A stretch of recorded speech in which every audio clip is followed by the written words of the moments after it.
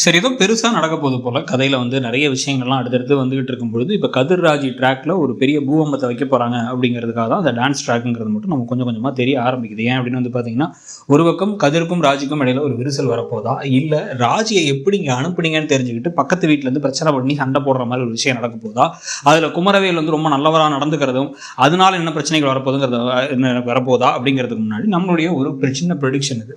So இப்படி நடந்தா எப்படி இருக்கும், இல்லை நடந்தா நடக்கிறதுக்கு வாய்ப்பு இருக்கா அப்படிங்கிறத பற்றி உங்கள் கருத்தையும் சொல்லுங்கள். ஸோ முதல்ல இடத்துல பார்த்தீங்கன்னா, இப்போ ராஜி தான் இருக்க இடம் சரியில்லை, அங்கே இருக்க ஆட்கள்லாம் சரியில்லைங்கிறத வீட்டுக்கு சொல்லாமல் இருக்கிறதே இன்னும் கொஞ்சம் தப்பான விஷயம் தான். இல்லை இவங்களே முடிவெடுத்து நாங்கள் கிளம்புறோம்பா, நீங்கள் இப்போ பண்ணுறதை பண்ணிக்கங்க, நாங்கள் ஃபைன் போட்டோம் தான், ஆனால் உங்களுக்கு என்ன மிஞ்சி போனால் என்ன பண்ணுவீங்க, நீங்கள் ஃபைன் கட்டணுங்குவீங்களா, இல்லை எனக்கு பரிசு கொடுக்க முடியாதுங்குவீங்களா, இல்லை அதுமாதிரி அந்த போட்டியிலே கலந்துக்க முடியாதுங்குவீங்களா, அது உங்கள் பிரச்சனை.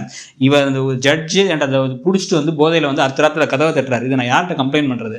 அதே மாதிரி பார்த்தீங்க அப்படின்னா சொல்ல கேட்காம திடீர்னு ஒரு மாஸ்டர் நெருங்கி ஆடுமா அப்படிங்கிறாரு. இதெல்லாம் எனக்கு பிடிக்கல, நான் இதுக்கெல்லாம் சைன் அப் பண்ணல அப்படிங்கிற மாதிரி உங்க முதல்ல யார்கிட்டயே கம்ப்ளைண்ட் பண்ணணும். ஒரு அத்தாரிட்டியா யாராவது இருப்பாங்கல்ல, ஒரு ஈவெண்ட்டுக்கோ ஒரு இடத்துக்கோ போறீங்க அப்படின்னா அதுக்கு ஹெட் இருப்பாங்க, அந்த ஹெட்டு கிட்ட கம்ப்ளைண்ட் பண்ணணும். இல்லை ஒரு ஹெச்ஆர் ஒருத்தவங்க இருப்பாங்க, அங்கே போகணும்.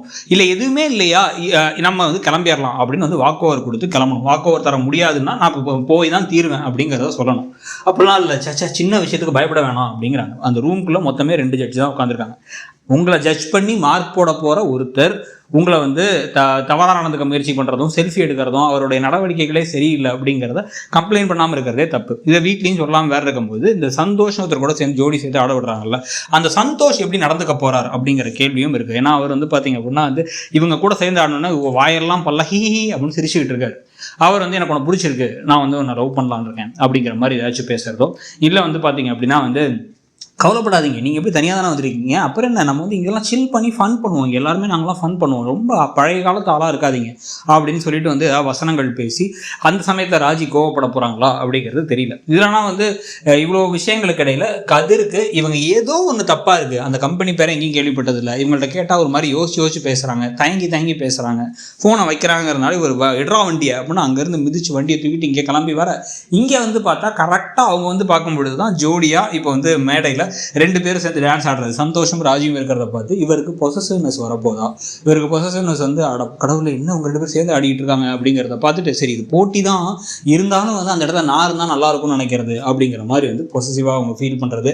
அதுக்கப்புறமா இந்த நம்ம தப்பு பண்ணிட்டோமோ, நம்ம ராஜியை ரொம்ப நம்ம கூடவே இருக்கனால ராஜியை நம்ம காதலை தெரிய வைக்காமல் இருக்கோமோ, ராஜியே குழந்தை விஷயம்லாம் பற்றி பேசும்போது நம்ம பேசினது அவள் வீட்டை விட்டு போட்டுமா அப்படின்னு கேட்டு அவங்க அம்மா அப்பா கூப்பிடும் போது போகிறதுனா போ அப்படின்னு சொன்னதுக்கு பதிலாக இரு என் கூட இருன்னு சொல்லியிருக்கணுமோ அப்படிங்கிறதெல்லாம் இந்த ஜோடியாக பார்க்கும்பொழுது இவ்வளோ பிரச்சனைகளுக்கு இடையில் அது அவருக்கு தெரிய ஆரம்பிச்சு, இவர் தன்னுடைய காதலை வெளிப்படுத்துறதுக்காக ராஜியை கூப்பிட்டு ராஜி மேடையிலேருந்து இறங்கி வரும்பொழுது இவர் நிற்கிறத பார்த்து அவங்க ஓடி கட்டி பிடிச்சோன்னா அந்த பையன் சந்தோஷ் யார் இது அப்படின்னு ஷாக் ஆனால் இவர் தான் என் ஹஸ்பண்ட் அப்படின்னு சொன்ன உடனே முதல் தடவையாக கட்டி பிடிச்சி சந்தோஷப்படுற ராஜியை டக்குன்னு இவர் நெத்தியில் முத்தம் கொடுத்து நான் கூட இருக்கேன், நீ கலந்துக்கோ காம்படிஷனில், இதுக்கப்புறம் யார் என்ன சொன்னால் என்ன பார்த்துக்கலாம் அப்படிங்கிற மாதிரிலாம் பேச உடனே இப்போ அந்த ஜட்ஜு மாதிரி ஒருத்தர் ஓவராக ராத்திரி கதை தட்டினா மூக்கிலே பொங்குன்னு குத்துறது. ப்ளஸ் பார்த்தீங்க அப்படின்னா திருப்பி சென்னையை விட்டு இந்த காம்படிஷனை முடிஞ்சு போகும்பொழுது எப்படியும் 10 லட்ச ரூபா கிடைக்குங்கிற நம்பிக்கை எனக்கு இல்லை. அப்படி ஒரு வேளை கிடச்சிச்சு, ஜெயிச்சு இவங்க கிடச்சிச்சு, நிஜமாக அந்த கம்பெனிலேருந்து காசு கொடுக்குற அளவுக்கு எவ்வளோ விஷயம் நடந்துச்சு அப்படின்னா நடந்ததுக்கு பிறகு இவங்க அங்கேருந்து கிளம்பி திருப்பி வரும்போது ஜோடியாக வந்தாங்கன்னா நல்லாயிருக்கும். ஆனால் அதுக்கடையில் இல்லை சினிமா சான்ஸ் தரும், இவங்களுக்கு அந்த சினிமா சான்ஸில் கொடுக்க போகிற சம்பளம் தான் 10 லட்சம் அப்படிங்கிற மாதிரி பேசினா அப்போ என்ன முடிவெடுக்க போகிறாங்கிறதையும் பார்க்கலாம். ஸோ நீங்கள் என்ன நினைக்கிறீங்க, இப்படி நடந்தால் ஓகேவா, இந்த ஒரு டான்ஸ் ஷோ விஷயத்தை வச்சு இவங்க 2 பேர்த்துக்குள்ளார ஒரு காதல் அப்படிங்கிற மாதிரி கொண்டு ராஜியும் கதிரும் சேர்த்து வச்சு ஒரு ஜோடியாக நண்பர்களாக இருந்தவர்கள் ஜோடியாக மாறிட்டாங்கிறத அஃபிஷியல் ஆகினா நல்லாயிருக்கும்னு நினைக்கிறீங்களாங்கிறத சொல்லுங்கள். தேங்க்யூ.